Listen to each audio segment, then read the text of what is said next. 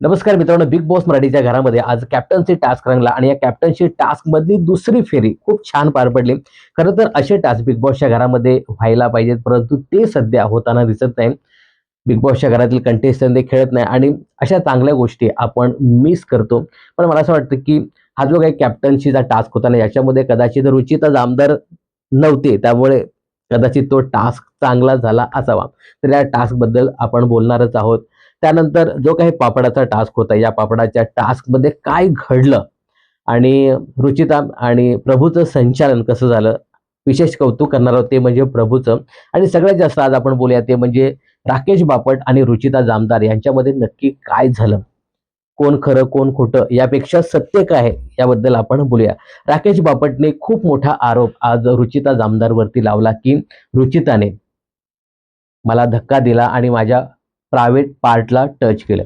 आता हे काही जगजाहीर झालं, त्याच्यामुळे मी डायरेक्टच बोलतो. आता राकेश बापटने हे सगळं सगळ्यांसमोर सांगितल्यानंतर म्हटलं चला नेमकं काय झालंय कालच्या एपिसोडमध्ये, कारण तिथूनच टू बी कंटिन्यू म्हणून हा जो काही प्रोग्राम होता तो चालू होता. मग मी थोडंसं पाठी गेलो, पाठचा एपिसोड बघितला. आता याच्यामध्ये असं दिसतंय ना, की रुचिता जामदार ही खवळलेली आहे आणि ते सगळीकडे सगळे तोडफाड करताना दिसते. राकेश बापट हा गार्डन एरियाची जी काही खुर्ची आहे, जिथे ते खुर्ची वगैरे सोफे ठेवलेत, तिथे राकेश बापट हा थोडासा वाकडा उभा आहे. रुचिता ते पापडाचं जे पीठ त्याने ठेवलेलं आहे किंवा पापड जे बनवले ते ठेवलेले आहेत, ते घ्यायला, ते चोरायला रुचिता आली होती आणि राकेश बापट थोडासा वाकडा त्या सोप्याला धरून उभा होता. रुचिता जामदार ही थोडीशी वाकते आणि जे काही पीठ कोपऱ्याच्या खाली लपवलेलं होतं ते काढते जातं. त्यानंतर राकेशच्या हातात सुद्धा काही पापड किंवा पापडाचं पीठ होतं ते सुद्धा हिसकावून घेते. आता हे सगळं घडत असताना असं कुठेही त्या एपिसोडमध्ये दाखवलं गेलं नाही, की रुचिताने राकेशला असा बॅड टच वगैरे केला. हे स्पष्ट त्याच्यामध्ये दिसतंय. आता ही गोष्ट कुठेतरी राकेशला आवडली नसेल आणि त्या गोष्टीचा कुठेतरी राकेशने बाव केला. एकतर असंही राकेशच्या बाबत झालं असेल किंवा त्याला असं वाटलं असेल, की एका मुलीने मला मात दिली, म्हणजे माझ्याकडून ती सगळं हिसकावून घेऊन गेली. याचंही कदाचित राकेशला वाईट वाटलं असेल. कारण तिथे स्पष्ट दिसत होतं, की राकेशला असा कुठल्याही प्रकारचा बॅड टच किंवा एवढा मोठा पुश जसं राकेश जो काही आव आणत होता, तसं काही होताना तिथे दिसत नव्हतं. तर ही गोष्ट कदाचित त्याला आवडली नसावी, हे एक कारण. दुसरं म्हणजे राकेशने त्या टास्कमधला सगळ्यात मोठा नियम मोडला. तो म्हणजे जी चटई होती, त्या चटईला अजिबात हात लावायचा नव्हता, परंतु राकेशने मस्तपैकी ती गुंडाळली होती. तेव्हा रुचिता जामदार सांगत होती, की राकेश दादाने हे केलं, चटई त्याने उचलली. जेव्हा चटईचा मुद्दा आला, की बापट लगेच तापट व्हायचा. हीच गोष्ट कुठेतरी राकेश बापटला खटकली आणि त्याने हा सगळा ड्रामा क्रिएट केला. म्हणजे असं काही घडलं असं एकंदरीत दिसत नव्हतं तिथे. आता राकेश बापट भाऊच्या धक्क्यावरती त्याच्यावरती काय एक्सप्लेनेशन देतो आणि भाऊला बऱ्यापैकी सगळं फुटेज दाखवतील. जेवढं आपल्याला दाखवलं नाही तेवढं भाऊला दाखवतीलच. आता भाऊ त्याच्यावरती काय निर्णय घेतात हे पाहणं खूपच इंटरेस्टिंग ठरणार आहे. पण मला असं वाटतं ना, की राकेश बापटने तो सगळा इश्यू केला. एक तर राकेशचं असं झालं, की यार त्या पोरीने माझ्याकडनं सगळं ती घेऊन गेली. हा एक मुद्दा झाला. दुसरं अत्यंत महत्त्वाचं राकेशचं हे चुकलं, की त्याने चटई उचलली. त्या चटईमुळे आता पॉइंट जातात की काय असं म्हणून राकेश कदाचित घाबरला आणि तो सगळा त्याने ड्रामा क्रिएट केला आणि एवढा जबरदस्त क्रिएट केला की म्हणजे मी खेळणारच नाही, हे बॉटल वगैरे फेकून देतो काय. त्यानंतर एकतर ती बिग बॉसच्या घरामध्ये राहील किंवा मी बिग बॉसच्या घरामध्ये राहील आणि त्याच्यामध्ये ती रुचिता शांत होताना दिसत नाही. अगं तुझ्याकडनं नाही झालं ना, मग का एवढा कांगावा करतेस तू? आणि खरं तर नेमकं काय घडलं हे रुचिताला पण माहीत नव्हतं. राकेशने जे काही सांगितलं त्याच्यावरती मोठ्या प्रमाणात बोलत होती. त्यानंतर अनुश्री आली, "अगं बाई, का तुझ्या तोंडातनं ही वाक्य तू काढतेस? कोणाला माहीत पण नाही की काय घडले ते." रोशन दादा आला समजायला, की "बाई बस, शांत हो. कोणालाच काही माहिती नाहीये इथून." आणि आपल्याला पण माहीत नव्हतं की नेमकं काय झालंय. रुचिता बोंबलून सांगत होती तेव्हा माहिती पडलं की हे घडलंय. त्यानंतर "अरे, असं पण झालं का?" त्यानंतर मग पोरगी रुचिता रडायला लागते. त्यानंतर मग विशाल येतो. हिरोची एंट्री होते. तो मस्तपैकी असा जवळ घेतो हिरोईनला आणि मग रडारड सुरू होते. त्यानंतर हा हिरो आहे. हा हिरो राकेशकडे जातो आणि राकेशला समजवण्याचा प्रयत्न करतो की बाबा असं करू नकोस, ती एक मुलगी आहे, अशा प्रकारचे आरोप लावू नकोस. त्यानंतर मग त्यांच्यामध्ये काय थोडंसं बोलणं वगैरे होतं आणि राकेश इथे सांगताना दिसतोय की मी आता त्यानंतर काय बोलणार नाही, हे मी हायलाईट करणार नाही. त्यानंतर यांचं थोडंसं मॅटर शांत होतो आणि बिग बॉस इथे निर्णय घ्यायला सांगतात दोन्ही संचालकांना. आता इथे रुचिता आहे, ही रुचिता त्या बारक्याला खूप छान पद्धतीने समजवताना दिसते की बघ हा, तू नॉमिनेट आहेत, अख्खा महाराष्ट्र तुला बघतोय, हे जे काही आहे ना हे पापड आहेत, पापड, याला पापड म्हणतात, हे पापड, हे दाखवते मी तुला. हे पापड बिग बॉसला सांगायचे की हे पापड यांनी तयार केलेत. बारकं एकदम कन्फ्यूज, काय करायचं नेमकं, माझ्या टीमचं ऐकायचं की मी निर्णय देऊ. कारण टीमने सुद्धा सांगितलं होतं की आपल्या टीम कडून उभं राहायचं आहे. याला पापड म्हणत नाही, हे तर नुसते गोळे आहेत, हे बाजारात सुद्धा विकले जात नाही अशा प्रकारचे पापड. छोटा एकदम कन्फ्यूज करायचं काय. त्यानंतर बिग बॉस सांगतात की निर्णय क्षमता इथे फार महत्वाची आहे. जर तुम्ही निर्णय घेतला इथे नाही तर तुमची कॅप्टन पदाची उमेदवारी किंवा ते कॅप्टनसी टास्क सुद्धा रद्द होऊ शकतो. त्यानंतर प्रभू सांगतोय की सर मी निर्णय घेणार आहे, मी टीम एला इथे विजयी करतो. खरं तर आहे ना, बघा स्पष्ट दिसत होतं, एक तर काय राकेशच्या टीमकडे ते पीठ पण शिल्लक राहिलं नव्हतं. नंतर ते आणून ओतण्याचा प्रयत्न करत होते, तोपर्यंत ती फेरी तिथे स्टॉप झाली होती. तर त्यांच्याकडे काहीच नव्हतं, हे एक तर मान्य करावे लागणार आहे. आणि दुसरं म्हणजे इथे आहे ना, रुचिताने अगोदर स्पष्ट केलं होतं की आमच्याकडे पापड पण आहेत आणि त्यानंतर राकेश दादाने मोठी चूक केली होती, ती म्हणजे चटई उचलली होती आणि तो बिग बॉसच्या घरातील त्या टास्क मध्ये रूल ब्रेक झाला होता. ही गोष्ट सुद्धा इथे कदाचित रुचिताने समजावून सांगितली असेल प्रभूला. तर इथे प्रभू काय म्हणूया की योग्य निर्णय देतो तिथे. आणि मित्रांनो होते ते पापड सुद्धा होते आणि चांगला प्रयत्न केला होता. म्हणजे असे 4-5 गोळे होते आणि 4-5 चांगले पापड त्यांनी तयार केलेले होते आणि ते तिथे होते.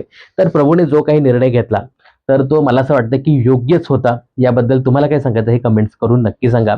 आता इथे बिग बॉस मोठी चाल खेळतात आणि सांगतात की बघा अजूनही टीम बी कडे एक मोठी संधी आहे. ती संधी अशी की हे जे काही टीम एचे सदस्य ज्यांनी हा टास्क जिंकला त्याच्यातून 2 सदस्य तुम्हाला कॅप्टन पदाच्या उमेदवार निवडीसाठी द्यायचे आहेत. तर इथे पुन्हा जी काही हरलेली बाजी होती ती आता टीम बी कडे जाते. आता इथे सुद्धा आहे ना मोठे इगो पाहायला मिळाले. त्याच्यामध्ये राकेश बापट अगदी लहान मुलासारखा करत होता. मला विशालचं नाव घ्यायचंय, ओमकार सांगतो, "जा मग मी खेळत नाही." सरळ उठून जातोय. अरे तू काय लहान आहे का? राकेश बापट लहान पोरासारखा करतो. इथे पण तुम्ही डिसिजन घ्या ना. तुम्हाला 2 नावं निवडायची आहेत. घ्या तुमच्या आणि तुम्ही सगळे सांगत होतात ना, याला मत द्या, त्याला मत द्या. तसं मत देऊन निवडा तुम्ही. राग रुसवे काय करता? कितीही राग रुसवे आणि किती त्याला रिस्पेक्ट पाहिजे राकेश बापटला. म्हणून ही लोकं आहेत ना, त्याच्या टीमची लोकं, ही राकेश बापट पासून दूर-दूर चालले. उगाच कारण नाहीये. किती मानपण त्याला पाहिजे, रिस्पेक्ट पाहिजे आणि भाईचा इगो एवढा दुखावला जातो ना, की प्रचंड. आता भाऊच्या धक्क्यावरती काय निर्णय घेतात हे पाहणं खूपच इंटरेस्टिंग ठरणार आहे. आता इथे बघा, इथे तुम्हाला 2 सदस्य निवडायचे आहेत. आता बऱ्यापैकी ॲग्री झाले होते. ते म्हणजे सचिन भाऊसाठी आणि सागरसाठी. कारण हे दोघेही कंटेस्टंट आहेत ना, ते त्यांच्या टीममध्ये उठतात, बसतात. त्यामुळे बऱ्यापैकी लोकं त्यांना ॲग्री होताना दिसत होती. ओमकार आहे, हा ओमकार विशालसाठी अडून बसलेला नाही, मला विशालला द्यायचं आहे. आता म्हणजे त्यांच्या मतानुसार राखेच्या टीमच्या मतानुसार की ओमकार हा विशालकडून इन्फ्लुअन्स झाला का? कारण तो सतत त्याच्या आजूबाजूला बसतोय म्हणजे जे काही जोडीची बेडी टास्क अंतर्गत. तर ओमकारचं असं मत होतं की विशालला आपण एकदा संधी देऊ. बघू तरी संधी देऊन कसा तो कॅप्टन होतो. तर मला ना ओमकारचं सुद्धा थोडंसं पटलं होतं की देऊया की आपण. देऊन बघू विशाल कसा कॅप्टन होत होता. कॅप्टन का पूर्ण लाईफटाईम 100 दिवस असणार नाही. तो एकाच आठवड्यासाठी असणार आहे. आणि मला असं वाटत नाही की विशाल कॅप्टन झाला तर तो टोळीसाठी सगळं काही करेल. विशाल चांगला गेम खेळेल आणि हे ओमकार सुद्धा समजवताना दिसत होता. पण आता असं झालं ना की ओमकार हा विशालच्या बाजूला जातोय त्यामुळे विशाल त्याला शिकवतोय आणि हे सगळं तो करतोय. असं त्यांना दिसतंय. ओमकारचं काय झालं ना, की ओमकारला आता दिसायचं आहे. त्यामुळे मी किती वेगळा, मी कसे मुद्दे मांडू शकतो, वेगळं काहीतरी करू शकतो, हे आता ओमकारला दाखवायचं आहे. आणि हे त्याच्याच टीममधल्या लोकांना ते पटताना दिसत नाही. आता याच्यामध्ये करण हा सतत आक्षेप घेताना दिसतोय आणि करण इथे मुद्दा काढताना दिसतोय, की तो इन्फ्लुअन्स झाला. आता तो त्याचं ऐकतोय असं म्हणून सांगताना दिसतोय आणि तो नॉमिनेट सुद्धा आहे. त्यामुळे त्याला आता दिसायचं आहे. साहजिकच. तो नॉमिनेट आहे त्यामुळे त्याला आता दिसायचं आहे त्यासाठी तो बोलणारच आहे. तर इथे बऱ्यापैकी लोकं सागर आणि सचिनच्या नावावरती ॲग्री होतात, परंतु ओमकारला ही गोष्ट आवडत नाही. काही लोकांना वाटत होतं, की रोशन दादा सुद्धा व्हावा. पण त्याच्यामध्ये काही लोकांचं असं मत होतं, की रोशन हा जर कॅप्टन झाला, तर तो पूर्णपणे विशालच्या इन्फ्लुअन्स खाली ती कॅप्टन्सी करेल. मला असं वाटत नाही, की रोशन जर कॅप्टन झाला, तर तो पूर्ण विशालचं ऐकून किंवा टोळीचं ऐकून सगळे काही निर्णय घेईल. कारण रोशनकडे आहे ना तेवढी निर्णय क्षमता आहे. रोशन आपले मुद्दे ठेवतो. आज पण बघा, प्राजक्ताच्या बाजूला बसलेला असताना त्याने एक तो विषय काढला, की प्रत्येक वेळी का टास्कमध्ये तुम्ही भांडण-तंटे केलेच पाहिजेत का? प्रत्येक वेळी भांडण करता आणि टास्क पूर्ण निष्क्रिय होतो. हे आपल्या हे रोशनने आहे ना, त्या रुचिताला उद्देशून सांगितलं होतं, की प्रत्येक वेळी यायचं, तोडफोड करायची. आजच्या पण त्या पापडाच्या टास्कमध्ये रुचिताने पहिल्यांदा सुरुवात केली. जर हे सगळं झालं नसतं ना, तर व्यवस्थित टास्क झाला असता. आज मी मगाशी तुम्हाला सांगितलं ना, की जो काही कॅप्टन्सीचा टास्क होता त्याच्यामध्ये रुचिता नव्हती. त्यामुळे अगदी व्यवस्थित पार पडला तो टास्क. भांडण-तंटे करू नका. बघू तरी द्या. काय घडतंय, काय पुढे होईल? भांडण-तंटे न करता देखील किती भारी टास्क होऊ शकतो, हे तुम्ही दाखवून द्या. तर ठीक आहे, इथे सागर आणि सचिन हे 2 उमेदवार निवडले जातात. याच्यानंतर एक फार सुंदर गोष्ट बिग बॉसच्या घरामध्ये घडली ती म्हणजे तन्वीने आयुषची नजर काढली आणि मित्रांनो ते फार भारी वाटलं. आयुष ना खूप वीक झालाय माहिती नाही. बाथरूम एरियामध्ये दात घासत होता ना, तेव्हा तो एकाच बाजूला असा कलंडलेला पाहायला मिळाला. म्हणजे दात घासत होता, त्यामुळे आपण असे वागतो, पण तो असा कलंडलेला होता. आता नेमकं त्याला काय झालंय? हे कदाचित आपल्याला येत्या 1-2 दिवसामध्ये कळेल. पण बिग बॉस सांगताना दिसत होते, की त्याची जी काही जुनी जखम आहे ती पुन्हा एकदा दुखून आली. त्यामुळे आयुष हा लवकरात लवकर चांगला व्हावा हीच आपण इच्छा व्यक्त करूया. त्यानंतर तन्वी आहे ना आयुषला बोलताना दिसते, की "मी तुझ्यासाठी खूप पजेसिव्ह आहे. तू माझ्या जवळ हवास. 24 तासातनं मला 2 तास तरी हवा. माझा मित्र बाहेर आहे, पण मला असं वाटतं, की तू माझ्या जवळ हवास आणि माझ्या मनातली बऱ्याचशा गोष्टी तुला सांगायच्या असतात. ओमकार आहे माझ्या बाजूला, पण मला ते सगळं आवडत नाही. मला तूच हवास." तर आता माहिती नाही तन्वीचं नेमकं काय चालतं?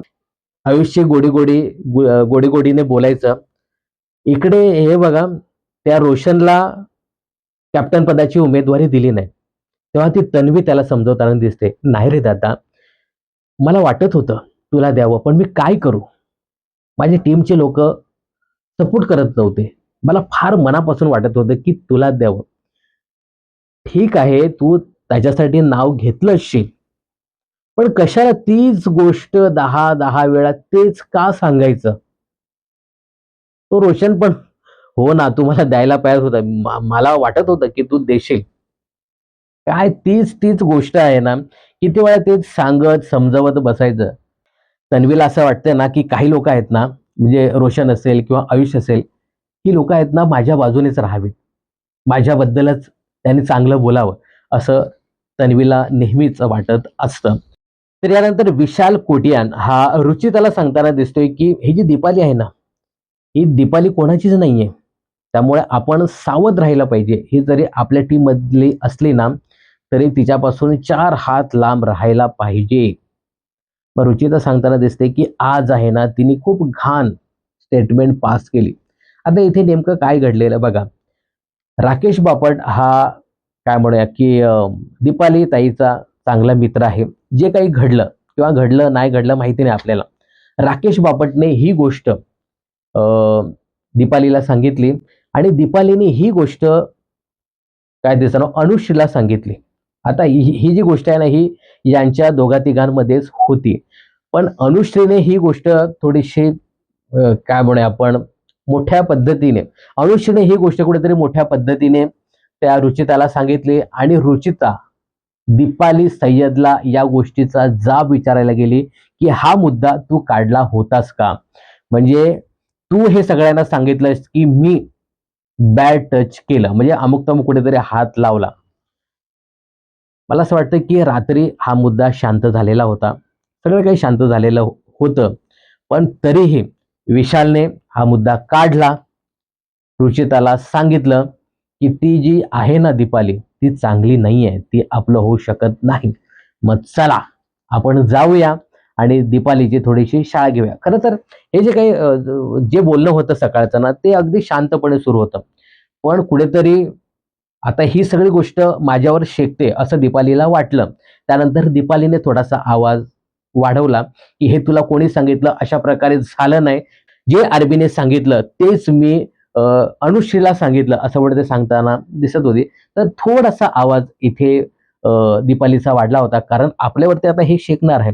मग कुठेतरी रुचिताचा सुद्धा आवाज वाढला आणि ज्या पद्धतीने ते रुचिता ते सगळं घेऊन गेली ना, म्हणजे रुचिताला आहे ना राईचा पहाड करायची मोठी सवय झाली.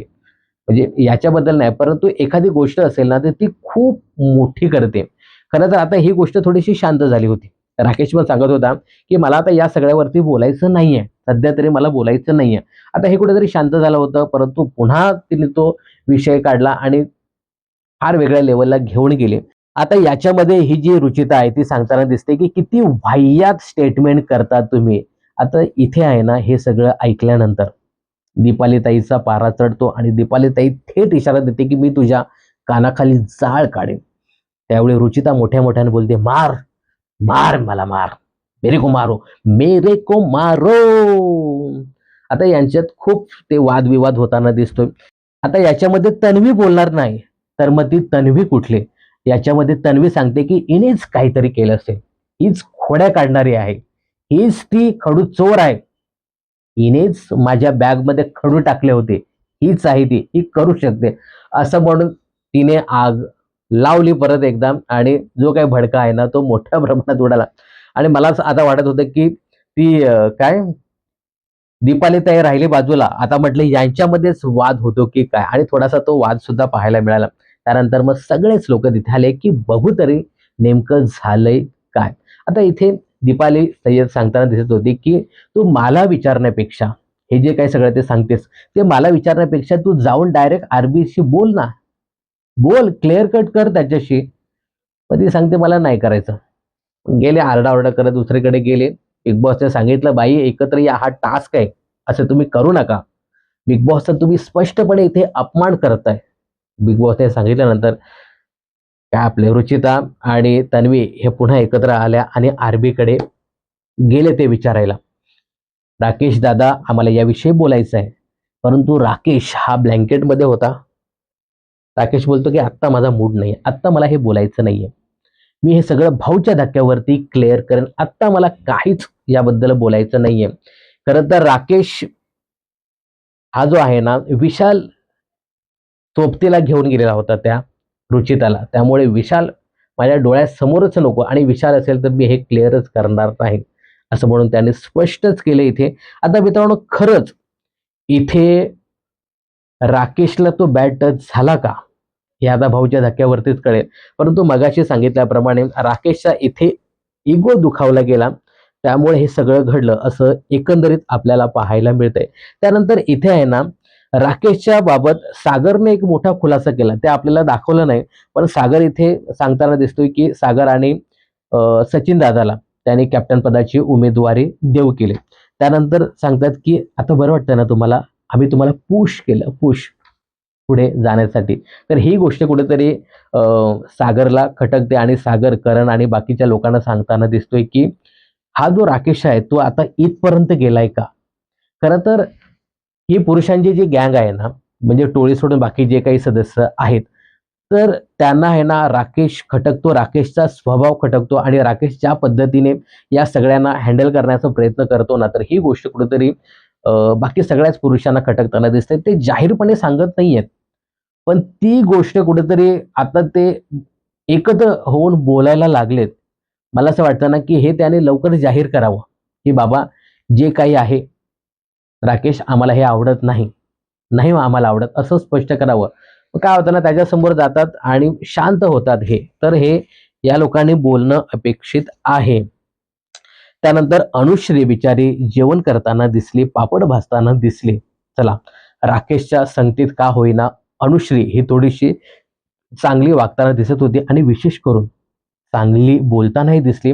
आज अनुश्री ही रुचिताला थांबवताना दिसते, की "बाई, हे जे काही तू शब्द वापरतेस ना, हे शब्द फार चुकीचे आहेत. एका माणसाबद्दल तू बोलतेस, त्याची इमेज आहे. अगं तूच हे सांगून सगळ्या जगाला सांगतेस, की असं घडलं होतं. म्हणजे कोणाला माहीत नव्हतं. तू हे मोठ्या-मोठ्याने बोलून हे सगळं सांगतेस. आज काहीतरी वेगळ्याच मूडमध्ये पाहायला मिळाली. राकेशचा राकेशची संगत असेल, परंतु राकेश आज वेगळ्याच मूडमध्ये होता. राकेशची संगत नसेल कदाचित ती. तरी ठीक आहे. सगळ्या गोष्टी भाऊच्या धक्क्यावरती क्लिअर होतीलच. परंतु एकंदरीत असं पाहायला मिळतंय, की राकेश थोडासा आज चुकला. हे जे काही सगळं आज घडलं ना, हे सगळं रुचित आणि नंतर एनालिसिस केलं आणि तिला असं वाटलं, की यार हे खूप विचित्र होते. हे सगळं माझ्यावरतीच शेकतंय का? आणि मला याची भीती वाटायला लागली. आणि रुचिता पहिल्यांदा असं पाहायला मिळाली, की तिला भीती पण वाटते या सगळ्या गोष्टीची. तिला आता भाऊचा धक्का आठवला असेल, की यार भाऊच्या धक्क्यावरती आता माझं काय होईल? एक गोष्ट इथे रुचिताची सांगावी लागेल, की जे काही करणचा जो काही टास्कमध्ये मॅटर झाला, करणच्या जे काही कानाखाली लावल्या, असं जे करणने सांगितलं, याच्यावरती दोघांनी स्पष्टीकरण दिलं. करण सांगताना दिसतोय, की कदाचित तुझा तसा हेतू नसावा, पण तुझ्याकडनं ते झालं होतं. आता इथे रुचिता पण आहे ना, ती करणला सांगताना दिसते, की "तू मला धक्का दिला."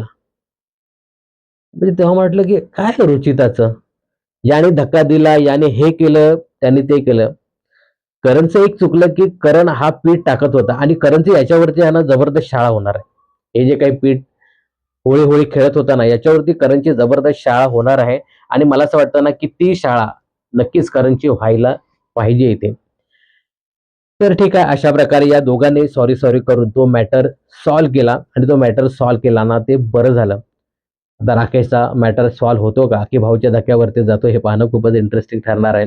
तर मित्रांनो, हे जे काही कॅप्टन पदाचे 2 उमेदवार मिळाले त्यांच्यासाठी मोत्यांचा हार नावाचा टास्क रंगणार आहे आणि हा टास्क ना खूप छान होता. तर याच्यामध्ये जे काही मोती आहेत ते पाण्यामध्ये ठेवलेले आहेत. ते मोती काढायचे आहेत त्या 3 सदस्यांनी आणि ते ओवायचे आहेत.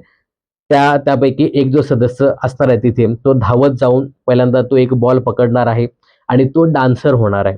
तर त्याने डान्स करत राहायचा आणि याने मोती मस्तपैकी विणायचे आणि त्याला विकत घेण्यासाठी कन्व्हिन्स करायचे. तर जास्तीत जास्त जो ज्या टीमचे विकले जातील तो सदस्य इथे कॅप्टन होणार आहे. तर खूप सुरेख टास्क होता तो. इथे पहिल्यांदा सचिनने निवडलं विशाल, प्राजक्ता आणि प्रभूला. सागरने निवडलं दीपाली, अनुश्री आणि रोशन. ही फेरी आहे ना चांगली झाली. बॉल वगैरे या लोकांनी सगळे घेतले. पण इथे आहे ना सागरच्या टीमने थोडंसं काय म्हणूया आपण व्यवस्थित टास्क हे लोकं खेळले नाही. काय फाडाफाडी, तोडातोडी करायची काय गरज होती? तुम्हाला व्यवस्थित करा ना.